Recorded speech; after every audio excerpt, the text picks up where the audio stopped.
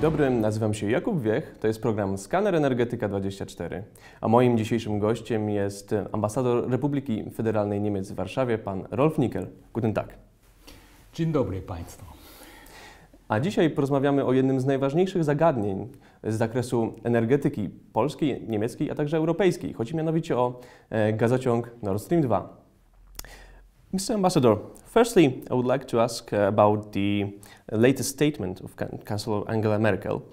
She said that Nord Stream 2 has also a political aspect. So, does it mean that German government indirectly admitted that it was wrong while talking about the sole business nature of that project? The project Nord Stream 2 is basically a commercial project. But it has, and Chancellor Merkel has pointed this out, political implications. Obviously, the commercial aspect of it is that this project is undertaken by a number of European firms together with Gazprom. So it's not a German-Russian project, but it's rather a Russian-European project. And the firms that are undertaking this project are taking the entrepreneurial risk with respect to this project. So it's clear that this project is basically commercial, but it has, and that was what Chancellor Merkel pointed out, political implications. And these political implications refer specifically to Ukraine. And Chancellor Merkel has talked about this issue with President Poroshenko, who was on a state visit to Germany, and she also talked to President Putin about this. So it's true, it's a basically commercial project, but it has political implications. You mentioned Ukraine. How Germany is going to guarantee the transit of natural gas through Ukraine when the Nord Stream 2 will be launched? The Chancellor has talked in her conversations with the respective leaders that it's important that this issue is taken into account in the discussions that are underway. So it's part of the political discussions how to make sure that Ukraine plays a part in the transmission, in the delivery of natural gas from Russia to Europe. While talking about Ukraine, well, the situation in that country made European Union put sanctions on Russia. So my question is, I have to ask that, what's the point in simultaneous putting sanctions on Moscow and letting Russian Gazprom make such a vast deal with EU member states? You know, Poland and Germany are free market economies. And in free market economies, you cannot prohibit entrepreneurial activity unless there are laws which are against it. And so far, there are no international, national, or European laws that would allow us to prohibit these activities. And by the way, the firms that are undertaking this are in the process of securing these permissions. Just recently, Finland has given this permission. The German authorities, technical authorities, I mean, have been approached. They have also given their permission on the basis of the actual legislation in place. So in free market economies, you cannot interdict or you cannot prohibit these kinds of activities unless it's unlawful. But so far it's not unlawful.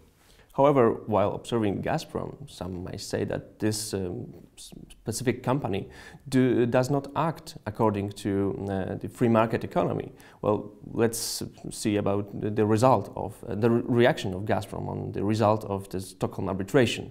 Some experts said that it's not according to the laws of economy. We've been on record, our government spokesman is on record to clearly say that Gazprom must respect the Stockholm arbitration, no question.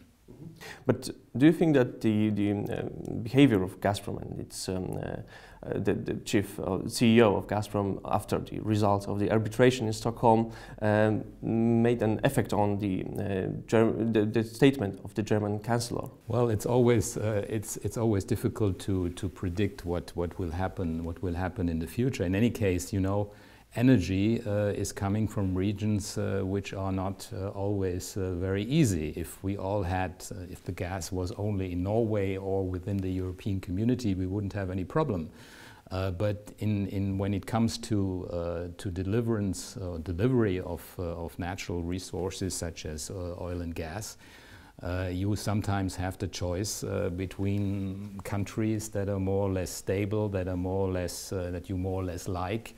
At the end of the day, one has to deal with all these types of firms and enterprises, and you cannot always select who you want to, or who you need to deal with in order to secure energy supplies for the respective country or for Europe as a whole.